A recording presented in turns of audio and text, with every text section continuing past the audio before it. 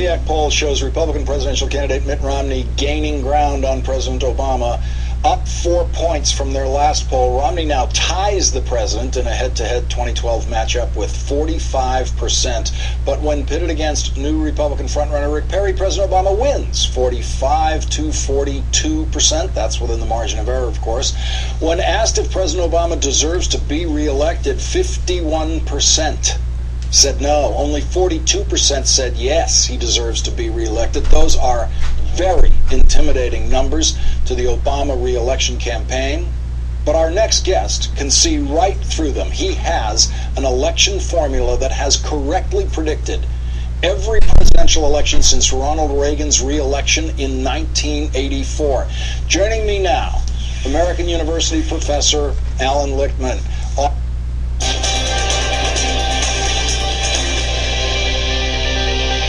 A new Quinnipiac poll shows Republican presidential candidate Mitt Romney gaining ground on President Obama, up 4 points from their last poll. Romney now ties the president in a head-to-head 2012 matchup with 45%.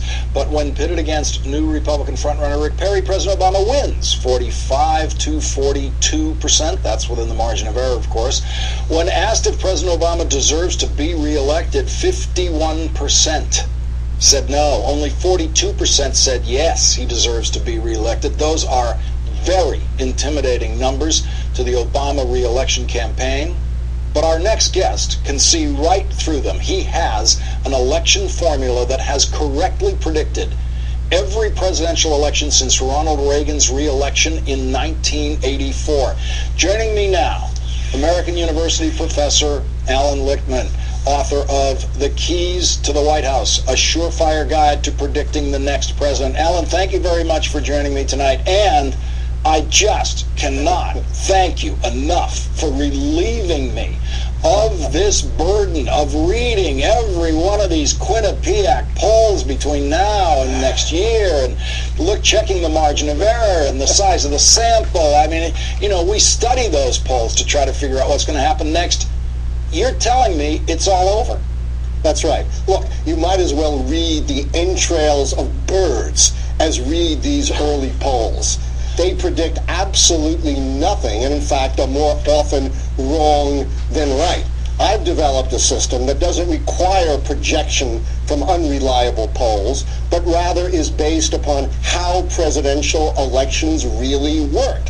And that is, the electorate's a lot smarter than the pollsters and the pundits and the ad men give them credit. We have a very pragmatic American electorate which basically decides presidential elections according to the performance of the party holding the White House. And the 13 keys to the White House gauge the strength and performance of the incumbent party. And it's real simple. You don't even have to take your shoes off to use the keys. Out of the 13 keys, if 6 or more go against the party holding the White House, they lose. And as you said, that system has predicted the last 7 elections in a row. If there are fewer than 6 keys out against the party in power, they win. And so, according to your research so far, the Obama administration, as I read your piece, they have won 9 of these keys, and they're losing on 4 of these keys. But do all these keys weigh the same in your evaluation? And what are the key keys that Obama is winning in so that you can guarantee his reelection? All the keys weigh equally, and there's a reason for that. Because ahead of time, before an election, you can't know which key might count for more or which key might count for less. Moreover, if the key has a major impact, it has within the system a trigger effect on other keys. Now, the pundits who think Obama is in trouble are basing that, of course, on the economy. And let's presume he loses the 2 economic keys in the system. That's only 2 out of 13. He loses what we call the mandate key because he lost in the midterm elections. But look at all the things he has going for him. He had a foreign policy triumph in the killing of Osama bin Laden. He hasn't had a major foreign policy disaster like losing the Vietnam War. He's the sitting president. He's going to be unchallenged within his own party. There's going to be no third-party campaign. The administration is free of scandal. He has major policy change on which to run, even if it's controversial. And there's no social unrest roiling the country. And finally, he faces a weak field of Republican challenges. So when you put it all together, things look really good for Obama's reelection. So forget the polls, forget the pundits, look at the keys which tell you how elections really work, and have a track record. So when you hear people say it's all about the economy, and you really don't have to look at anything other than the unemployment rate and some economic data, you're saying, no, you've got to look at things like, is there scandal in the administration? How strong is the challenging field? All those things that you just listed. Exactly. The economy is important, but the electorate is not that narrow. The electorate is smart. They make an overall judgment. Look, take 1968. If you look at the economy only, the Democrats should have had a landslide victory in 1968, except for the fact, of course, that you had the disaster in Vietnam, the division in the parties, and social unrest. When Ronald Reagan won 49 states, unemployment was still well over 7%.